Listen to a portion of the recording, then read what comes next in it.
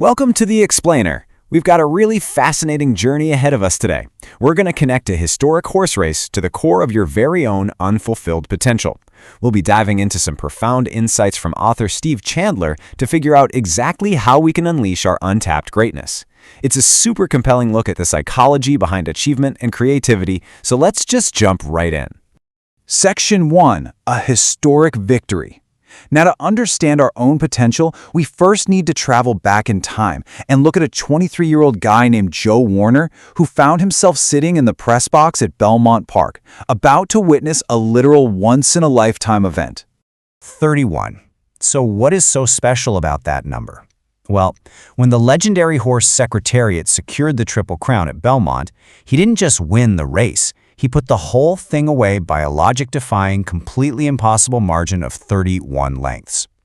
To witness an athlete, animal, or human dominate the competition by such an astronomical margin is the kind of thing that just shatters all expectations. And it's the sheer magnitude of this victory that really sets the stage for the intense emotional reaction that followed.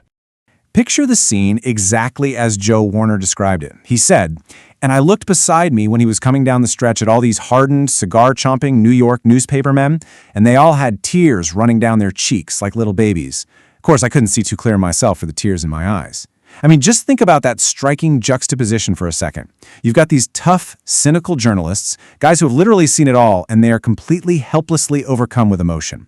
It really begs an important question. Section 2. Why we cry at greatness.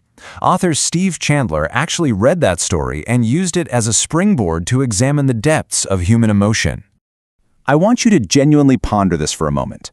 Why do we cry at huge accomplishments? What exactly is it about witnessing a monumental achievement, like Secretariat winning by 31 lengths, that just completely bypasses our logic and goes straight to our tear ducts? Think about it. These newspapermen didn't own the horse. They didn't train him. They were just observers. Yet the emotional impact was absolutely undeniable. And let's build on that with another rapid-fire question. Why do we cry at weddings? By asking this, Chandler extends the concept way beyond the realm of sports and superhuman feats. He's pointing out that this exact same emotional phenomenon happens in our profound everyday life moments too. There's this common thread running through all of these experiences where we just find ourselves wiping away tears while witnessing something beautiful or monumental. This brilliantly illustrates just how universal this reaction is. Chandler points to weddings, sure, but he also points to pop culture. He asks why he cries when the blind girl jumps with her horse in the movie Wild Hearts Can't Be Broken, or why he tears up when the Titans win the big game and remember the Titans. Whether it's real life, a historic sports event, or a Hollywood movie, the trigger is exactly the same. We are reacting to greatness. Section 3. The winner inside us. This is where Steve Chandler formulates a really specific theory to explain exactly why we shed tears during these deeply poignant moments. It all comes down to untapped greatness. You see, Chandler theorizes that we weep for the winner inside of all of us. During these moments when we witness huge accomplishments, we cry because we know for an absolute fact that there is something within us that could be every bit as great. For that fleeting moment as the crowd roars or the music swells, we actually embody the greatness we're seeing. But the tears, they come because of the heavy realization that our own greatness isn't being fully realized. We know we could have been like that, but we aren't. We are basically mourning our own unfulfilled potential. Section 4. Getting your stars out.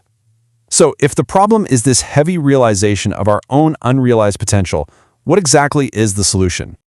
To find the answer, Chandler pivots to the wisdom of his longtime friend, Terry Hill. Terry is a writer and advertising expert who frequently gives talks on creativity. And after years of sharing all these sophisticated formulas, Terry boils the whole solution down to one surprisingly simple concept: get your stars out. Instead of overcomplicating the creative process with a bunch of jargon and mechanics, he finishes all of his public talks with this simple phrase. It's a direct answer to that mourning we feel when we see greatness. It's the absolute antidote to leaving your potential on the table. So how do we do it? Step 1. Let the stars that are in you shine freely.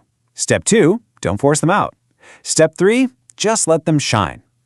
Now, while Terry Hill is usually speaking to advertising professionals and writers, Chandler makes a critical point here. This method applies to absolutely all of us. Our lives are our own primary creations, right? Getting your stars out is just a metaphor for allowing your innate talents, your passions, and that winner inside of you to exist without restriction and without forced pressure. This frames the ultimate choice we face every single day. We can choose to create our lives in a lackluster way, or we can choose to be inspiring.